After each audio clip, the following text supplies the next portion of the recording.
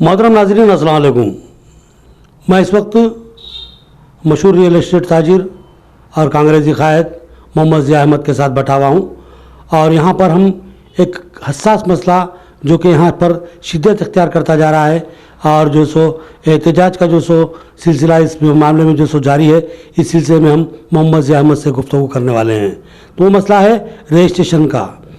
गुज़िश्ता 97 दिनों तक रजिस्ट्रेशन को बंद कर दिया गया था और उसके बाद 2 दिन कबल उसको खोला गया, लेकिन वहाँ पर जो पुराने जो सो दस्तावेज़ात थे उनको रजिस्ट्रेशन करने के लिए जब ले जाया गया तो वहाँ पर जो है सो बताया गया कि TPN नंबर तलब किया जा रहा था।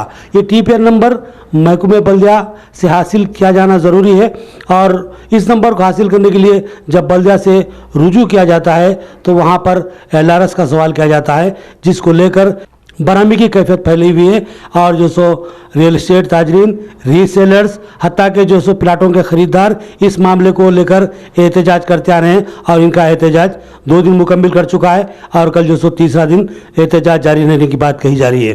तो यहाँ पर हम मोहम्मद ज़िया अहमद जो इस एहतजाज के रोए रवा हैं और उन्होंने इस एहतजाज को शिद्दत दी है, हम उनसे सवाल करेंगे कि ज़िया साहब, ये जो मामला है LRS का हो या जो सो रजिस्ट्रेशन के रुकने का, मैं सबसे पहले सवाल ये करूंगा कि रजिस्ट्रेशन के रुकने की वजह क्या है, क्यों रोका जा रहा है? रजिस्ट्रेशन रुकने की वजह क्या है? ये अब रजिस्ट्रेशन रुका सब हो रहे ना, ये अभी ऑनलाइन जो नहीं हो रहा आपका रजिस्ट्रेशन के लिए पेपर्स दस्तावेज़ जो ऑनलाइन नहीं हो रहे, मैं उस ताल्लुक से सवाल कर रहा हूँ आपसे। अब जो रजिस्ट्रेशन रुकने का वजह ये है कि पुराना जो सॉफ्टवेयर था उसमें रजिस्ट्रेशन के लिए जब ख़रीदार जब जाता तो उसमें लिंक पूछा जाता। लिंक से मुराद क्या चीज़?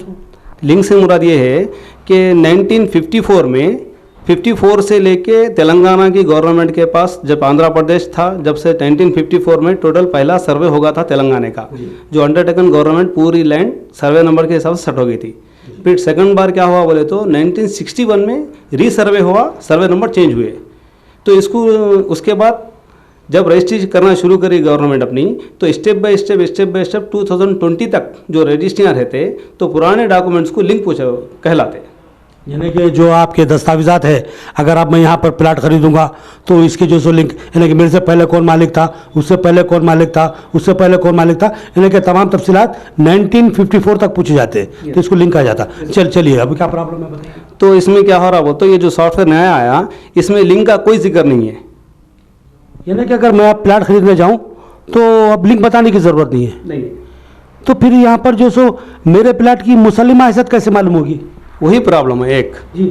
सेकंड वन, अगर आप क्या होता बोलते हो, जो केसेस कोर्ट को जाने का रीज़न क्या रहता, किसी की 500 गज ज़मीन रहती, उन्होंने पहली बार 100 गज बेच देते, कुछ 15 साल के बाद फिर ज़रूरत पड़ती फिर बेचते, उन्हें जब भूल जाते मैं बेचा था या उनके वालिद साहब थे नहीं थे, बेचे, फिर 500 के पुराने घर में से डॉक्यूमेंट निकाल के और एक रजिस्ट्री बनाते उन्होंने, क्योंकि पुरानी रजिस्ट्री नई रजिस्ट्री निकालना कोई कॉमन आदमी के बस की बात नहीं रहती। जैसा 20 साल पहले मैनुअल था, बस ऑफिस में मैनुअल नहीं मिलता, तो यहाँ पर फेल हो के फिर 500 गज का बेच दिए उन्होंने, तो वहाँ से जो है केस शुरू हो जाता। लिहाजा इस बात से क्या करना पड़ता, वो तो वहाँ पर लिंक मैच करते, ऑफिस में लिंक लेते, लिंक मैच करके उसको बताते कि भाई इन्होंने 100 गज बेच दिए थे इसमें से, अब बची इनकी 400, अब बेचना है इनको 400। तो इस बात से लिंक ज़रूरी रहता हर डॉक्यूमेंट के लिए। और लिंक में क्या रहते, वारिस रहते कि भाई एक आदमी के कितने, एक प्लाट के कितने ओनर है, 4 रहते 5 रहते, जो भी है वो ओनर्स बताया जाता लिंक में। फिर उसके बाद हर डॉक्यूमेंट के सेकंड पेज पे लिंक नंबर डाल देते ताकि उससे फिर पुराना डॉक्यूमेंट मिले, उससे फिर पुराना, उससे फिर पुराना।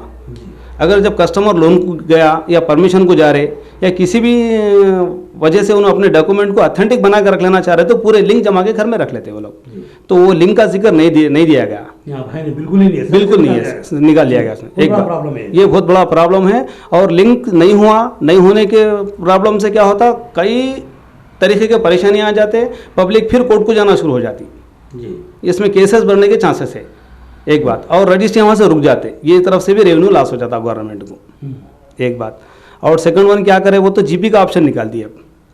ये जो जीपी रहती जनरल पावर ऑफ अटर्नी, तो जीपी रजिस्ट्रेशन डिपार्टमेंट से ही लिंक नहीं है ये कोर्ट में भी इसके रूल्स रहते हैं। जीपी के माने जो जनरल पावर ऑफ अटर्नी है, ये आप एक आदमी कोर्ट, दो आदमी कोर्ट में केस लड़ रहे, एक आदमी बीमार है, उन्हें कोर्ट नहीं पहुंच सकता तो उन्हें किसी को जीपी दे के भेज सकता उन्हें ये अपने तरफ से जो अपने तरफ से उसको जो कायम मुकाम बना के भेजा जाता है। खाए मकाम बना के एक पर्सन को ठहरा करता, भाई मैं नहीं पहुंच सकता हूँ, तो सेम रजिस्ट्री में भी सेम रहता कि भाई मैं आउट ऑफ स्टेशन हूँ, मैं आपको वहाँ से जीपी दे रहा हूँ, अटेस्टेशन करा के वहाँ की गवर्नमेंट से, आप जाओ मेरी ज़मीन बेच के मेरे घर में पैसे दे दो। कोई अपने खास आदमी को देते, तो ये जीपी का ऑप्शन निकाल दिए इसमें, एक बात। और सेकंड वन, जीपी का क्या रहता वो तो अब जो पुराने डॉक्यूमेंट हुए सो है फिल वक्त, पूरा टोटल तेलंगाना का हिसाब ले लेंगे अपन, 40% डॉक्यूमेंट जो वेंचर्स बनाए सो थे, नॉन लेआउट थे, वो लोग जीपी दिए सो है, और लेआउट वाले भी जीपी दे के जाते। तो रीसेलर्स क्या करते बोले तो, अगर सपोज एक 10 लाख का माल ले रहे तो 10 लाख पूरे दे देते, रजिस्ट्रेशन का वैल्यू ज़्यादा आता, हम जीपी करे हुआ था, फाइनल पार्टी उसको रजिस्ट्री कर लेता, वो लोग ये सोच के जीपी ले लेते ताकि कम में से कुछ कम कमा लेना हम। यहाँ एक थोड़ी सी लॉजिक है, जैसा कि जिया साहब ने अभी बताया कि वेंचर का जो मालिक है, वेंचर जो बनाता है, जो पट्टेदार से ज़मीन खरीदता है, वेंचर बनाता है, तो वो रास्त अपने नाम पे रजिस्ट्री नहीं करवाता, बल्कि GP general power of attorney हासिल करता है, और बाद में जो उससे प्लाट्स खरीदते हैं उनको जो सो रास्त रजिस्ट्री कर देता है अपने जीपी पावर पे। तो इस जीपी पावर को जो सो निकाल देना यहाँ पर वाकई एक बहुत बड़ा मसला पैदा करने वाली बात नज़र आ रही है। तो इस ताल्लुक से यानी कि हुकूमत को क्या करना चाहिए यहाँ पर? यहाँ हुकूमत को क्या करना है, जीपी के कानून को नहीं हटाना, जो पुराना सॉफ्टवेयर है जो चल रहा था, जो 55 साल से 1954 से अब तक धीरे धीरे धीरे उसको डेवलप किया गया, वो कैसा डेवलप हुआ, तो कभी कुछ प्रॉब्लम आया, कभी कुछ प्रॉब्लम आया, उसको कानून गवर्नमेंट जब की नज़र रखते हुए वो प्रॉब्लम मैनेज करी। नाज़रीन, बहुत अहम बात है यहाँ पर, बहुत तवज्जो तलब बात है कि नया कानून ऐसा महसूस होता है कि हड़ावड़ी में बनाया गया, हमारे जिया साहब का कहना था, और पुराना जो कानून था यानी कि रजिस्ट्रेशन करने का, उस कानून को जो सो मुसलसिल कई सालों तक अर्खरेजी के बाद तैयार किया गया था, और उसमें आने वाले नकाइस को बतदरीज दूर करते हुए एक मुस्बित और मजबूत जो सो कानून बना दिया गया था, और वो तरीक़ेकार बहुत बेहतर साबित हो रहा था, और उसी को बरकरार रखना हमारे जिया साहब की ये बात है। चलिए, बात समझ में आ गई आपकी। एक बात, अगर हमारे स्टेट के सीएम साहब को इसमें ही ट्रांसपेरेंसी लाना चाह रहे हो उन्होंने, अगर उसमें डेवलप करना चाहे तो पुराने कानून को ही थोड़ा अपडेट कराना है जी, तो गवर्नमेंट के भी लिए बेहतर रहेगा, रेवेन्यू भी अच्छा आएगा, और आम पब्लिक के लिए, रीसेलर और रियल एस्टेट वालों का छोड़ के आम पब्लिक के लिए अच्छा रहेगा इसमें, एक बात। और जो कानून अब जो बना दिए गए इसमें कई खामियां हैं। चलिए, इससे ये खामियों से आम आदमी जो यानी कि मैं हूँ, आप एक रियल एस्टेट ताजिर हैं, मैं आपके वेंचर में एक प्लाट खरीद रहा हूँ मैं, तो मेरे को यहाँ पर इस जो सो लेआउट कानून से यानी कि इस रजिस्ट्रेशन कानून से क्या नुकसान होने वाला है? सपोज मैं आपको एक प्लाट बेचा, मैं आपको यहाँ पर बताता हूँ, ये इधर ज़रा जूम कीजिए, ये मैं आपको प्लाट बेचा जी, यहाँ पर नंबर में शुरू करा 11 से लेके ऐसा 24 तक लाया जी, लाए बाद में मैं आपको 14 नंबर प्लाट बेचा सपोज जी, जी। अब ये कानून में बाउंड्री मेंशन नहीं है, अच्छा, तो बाउंड्रीज बोले तो क्या है, डायमेंशन रहता है। बात आप ये कीजिए कि आप बता रहे कि जो सो यानी कि नए कानून के हिसाब से रजिस्ट्रेशन का जो नया कानून यानी कि बाउंड्रीज की सराहत नहीं है वहाँ पर, यानी कि मैं प्लाट खरीद रहा हूँ, मेरे आजू कौन है, बाजू कौन है, पीछे कौन है, सामने कौन है, यानी इस बात की सराहत नहीं अभी नहीं आया। ये ऐसा कैसा होता है? वही तो हम जो एहतजाज कर रहे हैं वही कर रहे हैं जी, जी। कि भाई अब इधर बाजू लिखते 15, इधर लिखते 13, जी, पीछे 21 लिखते जी, अब ये वेंचर वाला प्लाट बेच दिया, एक प्लाट 2 प्लाट कुछ बेच दे के रुक गया है, पूरा वेंचर रख लिया ओनर जी, फ्यूचर में वहाँ पर इन्हें ज़मीन नहीं बेचना है, एकदम डेवलप होगा एरिया, जी, तो कोई बड़ा गिराक आके उसको बोला कि भाई पूरी ज़मीन मुझे दे दो, जी, अगर उन्हें चीटिंग करना चाह रहा तो पूरी की पूरी बेच सकता, जी, क्योंकि इसको बाउंड्री फिक्स नहीं है, ये प्लॉट होता कि यहाँ बता देता उन्हें, फिर यहाँ से न्यू नंबर डाल देता जी, मुमकिन है, हो सकता आराम है। से। तो आप एक बात, आप सेकंड वन जब आप गवर्नमेंट ये पूछती है कि हम LRS कर दिए थे इसको, LRS के सामने 80 फीट रोड है, 80 फीट रोड है, यहाँ भी 80 फीट रोड है, हाँ, बराबर। ये पूरे का सर्वे नंबर एक ही रहता, सर्वे नंबर तो एक ही रहता है, प्लाट में कहीं भी नंबर डाल के ब्लॉक्स अलग-अलग है, समझिए। ब्लॉक्स अलग है जी, मुझे खाली ये रहता है कि भाई सामने यहाँ 33 फीट, यहाँ 33 फीट। यानी ब्लॉक 1 में मैं प्लाट खरीदा, हाँ। लेकिन जो है सो ब्लॉक 1 की आपको अच्छी कीमत आ गई, आप दूसरे को बेच दिए, तो मेरे को आप ब्लॉक 2 में जो सो प्लाट बता रहे कि भाई यही प्लाट था आपका, यही था, नंबर अरे बहुत बड़ी टेक्निकल खामी है ये। टेक्निकल खामी ये एक है। तो इस बात से इसमें क्या है, बाउंड्री डायमेंशन मेंशन रहना पड़ता, जरूरी है। बस प्लाट किरास रहता, अब इन्हों बता रहे कि भाई हम दोनों आना, खरीदार और बेचने वाले दोनों आओ बैठ के जो है सो क्या क्या है प्रॉब्लम बता दो, ऑनलाइन स्लॉट बुक कर लो, चल जाओ। ये रजिस्ट्री का कानून इतना आसान नहीं है, इसमें जिसके जो मसाइल है वो गवर्नमेंट की तरफ से 1908 की जो डॉक्यूमेंटेशन अपने हिंदुस्तान में रजिस्ट्रेशन एक्ट है उसमें अथॉरिटी है, आपके प्रॉब्लम्स लिख सकते हैं आप, कैसा कि भाई मैं बच्चे के नाम पे ज़मीन कराना चाह रहा हूँ, मेरा बच्चा बड़ा हुआ तो मैं आधी ज़मीन उसको दे दूँ, ये डॉक्यूमेंट मेंशन कर सकते हैं आप। तो वो भी इसमें कुछ मेंशन नहीं है। अच्छा, यहाँ एक सवाल करूँगा सियाज साहब में, जो सो पीटीएम है यानी प्रॉपर्टी टैक्स से इनवाइस है, तो आपको जो है सो ये करवाने में जो सो आपको क्या प्रॉब्लम आ रहा, यानी कि करवाने के लिए आपको गए तो जो सो एलआरएस पूछेगा, तो आपको जो सो प्लाट को तो जो सो यानी कि आपका जो वेंचर है, आपको वेंचर को तो लेवट करवाना ही करवाना है जी। तो इसमें आपको क्या पेचीदगी पैदा हो रही है आप लोगों के लिए? हमारे को पेचीदगी पैदा नहीं हो रही, पेचीदगी आने वाले वक्त में आवाम को महंगा हो जा रहा है ये जी। जैसा कि 2015 में बीआरएस लाई थी गवर्नमेंट, सेम पोजीशन परमिशन दे दी है। तकरीबन कस्टमर जाके उसको कुछ पेनल्टी 5% पेनल्टी जो भी हो जबकि हिसाब से डाल के सेम पोजीशन बिल्डिंग परमिशन दे रहे आप। तो एलआरएस को वैसे ही करो ना, करना है तो आप जो है सो क्या कर रहे हैं, पुराने टाइम में जो वेंचर जो बनाए थे वो 20 साल हों दो 30 साल हों दो, उन्होंने ओपन प्लेस नहीं छोड़े थे, बड़े रोड नहीं छोड़े थे, इस बात से उसकी पेनल्टी आपके कस्टमर से आप कैसा ले सकते? आपके कस्टमर से ले रहे आप। यानी कि मैं प्लाट खरीद लिया 10 साल पहले, 10 साल पहले मैं वहाँ पर घर बना लिया, अब एलआरएस कानून के हिसाब से जब मैं पेमेंट करने जाऊँ तो मेरे से जो सो यानी कि जो वेंचर वाला छोड़ना चाहिए था रोड्स जी, और जो सी सहूलतें जो फराहम करना था नहीं करा, तो उसका पनिशमेंट खरीदार को, ये बिल्कुल सरासर गलत कानून के खिलाफ है। इसीलिए हम ये कानून के खिलाफ है। अगर आप 2015 में जो बीआरएस लाए उस तरह से एलआरएस करो आप, करना है तो एक बात। और सेकंड वन, वहाँ ऑफिस में थ्योरी पे काम कर लिया आप लोग बैठ के कि भाई ये रोड 12 मीटर है, इसको 15 मीटर कर दो, इसको 30 मीटर कर दो। ऐसा नहीं होता, इसलिए नहीं होता साहब कि बहुत सारे कॉलोनियों में 4 घर बनते, 2 प्लाट खुले रहते वहाँ पर बराबर है ना भाई। ये 4 घर पैसे वाले रहते, 2 घर जो खुले हैं ना गरीब रहते, उनके छोटे प्लाट रहते। ये पैसे वाले जाके परमिशन ला लेते, गवर्नमेंट के प्रेशर को तो भी लाते, कोई भी रीज़न से ला लेते। जब परमिशन लाने गए तो एलआरएस कराए तो म्यूनसिपालिटी के नाम पे सामने की जो उन्होंने गवर्नमेंट प्लान करी रोड जो चौड़ा करना है उतनी ऑटोमेटिक पट्टी रजिस्ट्री हो जाती है, तो ही आपका पीटीन नंबर आपको आता जी। तो 5 घर वाले अगर आपको जो है सब एलआरएस करा लिए, बाकी ओपन प्लाट वाले नहीं करा, उनकी इल्म भी नहीं है जी, तो ऑटोमेटिक उनका प्लाट छोटा हो गया। उनका पहले ही प्लाट छोटा, गरीब आदमी है तो उन्हें क्या करना होगा, उन्हें नुकसान में जी ऑटोमेटिक रोड। तो ये प्लान क्या है गवर्नमेंट का कि भाई हम डेवलप कर रहे हैं, मास्टर प्लान ला रहे, तेलंगाना को अच्छा डेवलप कर दे रहे। तो भाई कोई पहले की गवर्नमेंट में ये था, अगर मास्टर प्लान ला रहे तो एरिया के कारपोरेटर को अपने फेवर में लेना, एमएलए जो भी हो, उसके बाद कारपोरेटर आवाम को पूछना भाई ये क्या मसले है नहीं है, ये सब नहीं, वहाँ से कानून लागू कर दिए, इसको मान लो आप। ये बात आ रही, इस बात से पब्लिक एलआरएस को नहीं मान रही कि हम साइड बैग छोड़ के पीछे नहीं हटते, हमको इतनी गली बस है।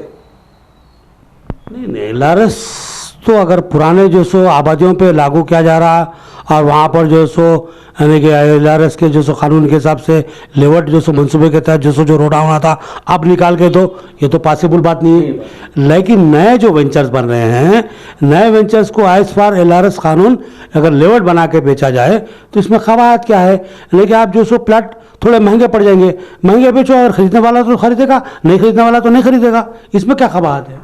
हम इसका कुछ भी नहीं बोले, हम क्या बोले 2020-26 अगस्त को कानून लाया, जब से आप पूरा एलआरएस कराओ हम कबूल कर लेते हैं, हर आवाम कबूल करती है, हर रिसेलर कबूल करता है, हर बिजनेस नया वेंचर को हम खुद जो है सो कट ऑफ डेट दिए बोले कानून को, ये कट ऑफ डेट नहीं दे रहे। अगर आप 2020 से भी नहीं देना चाह रहे तो एक 2 साल बैक दो आप, 2018 के बाद के हम डॉक्यूमेंट नहीं लेते। अच्छा, हमको एक्सेप्ट बराबर है, 2 साल पहले के लो भाई, 2 साल बन के हम कुछ भी डेवलप नहीं करे, इसका रेवेन्यू गवर्नमेंट को नहीं आया, लिहाजा हम क्या चाह रहे हैं कि 2018 के बाद के डॉक्यूमेंट को एलआरएस कराओ, हम एक्सेप्टेड। आवाम भी तैयार होती है इसको, आपको वेंचर्स वाले भी तैयार होते हैं, रिसेलर भी तैयार होते हैं, डेवलपर भी तैयार होते हैं, इसमें कोई ऑब्जेक्शन नहीं है। ये कानून को कट ऑफ डेट देना ज़रूरी है तो एलआरएस को मान सकते। अभी यहाँ पर जो आपका एहतजाज किया जा रहा है, आप लोग एहतजाज जो कर रहे हैं कि आप लोग बता रहे थे कि जो सो जैसा कि मैं कल न्यूज़ में देखा कि अगस्त के महीने में आप लोग जो सो उसको जो सो ऑनलाइन करवाए थे, यानी उसका चालान बने थे, उसको रोका जा रहा, तो इसकी वजह वो पुराने डॉक्यूमेंट्स को आपका जो सिस्टम क्यों कबूल नहीं कर रहा? मैं बताया ना आपको, नया डॉक्यूमेंट जो अब नया सॉफ्टवेयर बना, अभी आप यूट्यूब पे मैं आपको बताता हूँ, देखिए ये उन्हें यूट्यूब पे बता रहे, कोई तेलुगु चैनल है, उन्होंने बता रहे कि 35 बच्चे जो सो इंटर के सॉफ्टवेयर को डेवलप करें, इंटरमीडिएट के बच्चे डेवलप करें जी। उन्होंने अभी तेलंगाना स्टेट रियल एस्टेट के वाले जो प्रेसिडेंट है प्रवीण, उनसे बात करके बता रहे, डिबेट करें कि इंटर के बच्चे जो सो ये सॉफ्टवेयर को डेवलप करें, तो वो बच्चों के नॉलेज के हिसाब से सॉफ्टवेयर डेवलप हुआ है। ये सॉफ्टवेयर में बताया ना आपको, आपके कहने का मतलब है कि यहाँ मुस्बित काम नहीं हुआ, बचपना हो गया। अब वैसा ही समझिए आप। क्योंकि अगर काम परफेक्ट होता तो इतने परेशानियाँ नहीं आते। ये कानून में इतने परेशानियाँ, कोई भी कानून बना रहे तो आम पब्लिक को सहूलत होना, इसे तो जहमत हो जा रही है। एक डॉक्यूमेंट भी एक्सेप्ट नहीं कर रहा। ये मैं भी एक डॉक्यूमेंट बताता हूँ, ये लोग जो अभी परमिशन लेके आए जाके इसको PT नंबर बोल के आया, देखो ये है ना, इन्होंने जबकि इन्होंने ऑलरेडी बिल्डिंग पे लोन लिया हुए जगह पे, नॉट वैलिड बोल के दे दे रहा। आप डॉक्यूमेंट नंबर वगैरह सौंप दे, तुम्हें आपको ये नॉट वैलिड, रिजेक्ट कर दे रहा। बैंक लोन से इसका क्या ताल्लुक है? नहीं बोलते, बैंक लोन कब दिया था पुराने डॉक्यूमेंट को? लीगल थी प्रॉपर्टी। मेरा बोलने का मतलब ये है कि वो प्रॉपर्टी लीगल थी, ऑथेंटिक थी और हर चीज से परफेक्ट थी। अच्छा, फिर भी अब इसको PT जो है सो अलाउड नहीं हो सक रहा। क्यों? कि सॉफ्टवेयर में वो दम नहीं है। यानी कि आप ये कहना चाह रहे हैं कि ये जो नया सॉफ्टवेयर लाया गया है बिल्कुल ही जो है सो नामुकम्मिल है और जो है सो किसी काम का नहीं है। इससे जो है सो फायदा होने की जगह नुकसान होने का खदशा है। तो आप यहाँ पर हुकूमत से क्या डिमांड करेंगे? हुकूमत से ये डिमांड है हमारा कि भाई पुराने सॉफ्टवेयर को ही आप डेवलप कीजिए और जितना हो सके उसको अपडेट करें, और इसमें से लिंक हटाना बहुत नाकाबिल कबूल है। इससे क्या हो जाता बोले तो केसेस बहुत बढ़ जाते हैं। ऐसे केसेस कई कोर्ट में हैं अभी कि एक डॉक्यूमेंट पहले बना, मैं अभी बताया था 500 गज में 100 गज बेचा, फिर या नहीं तो 1 एकड़ ज़मीन होती, 1 एकड़ में से पहले विदाउट लेआउट के क्या करे थे मालूम, 3000 गज ज़मीन बेचे, तो जो उनके रोड रहते बचे हुए वो डॉक्यूमेंटेशन पट्टे में वैसे ही मौजूद रहते, उस पर फिर उन दूसरा डॉक्यूमेंट बना के बेच सकते। ये प्रॉब्लम्स आते। ये प्रॉब्लम आया तो ऑटोमेटिकली क्या हो जाता है, जो खरीदार बिक्री है ना कोर्ट को जाना शुरू हो जाते, उल्टा केसेस बढ़ जाते हैं। तो पुराने जो सॉफ्टवेयर था जो अपना आंध्र प्रदेश का, वो बहुत बेहतर है, उसको अपडेट कीजिए।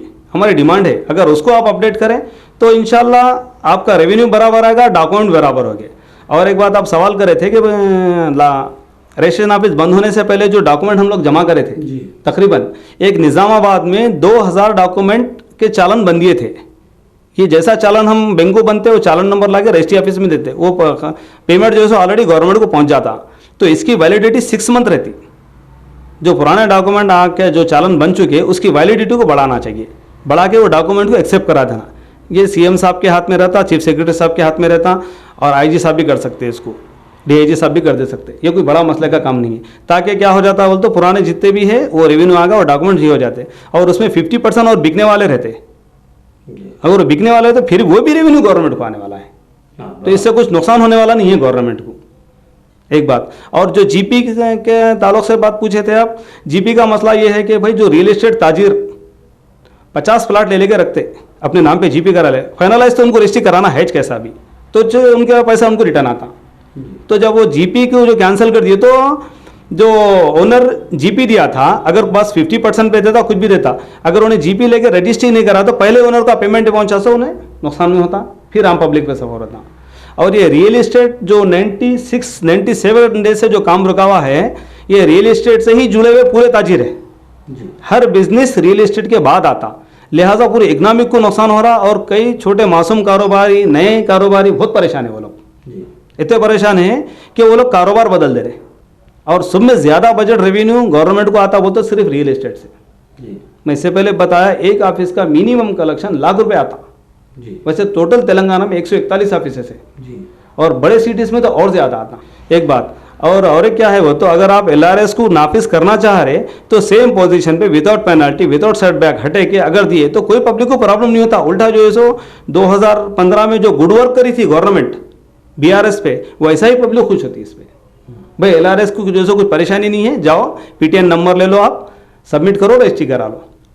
अगर गवर्नमेंट ये तरीके को एक बार अपना ली तो आने वाले वक्त में सिलो गवर्नमेंट का रेवेन्यू बढ़ जाता। ये तो बेनिफिट वाली बात है गवर्नमेंट के लिए, इसको समझना चाहिए हमारे से।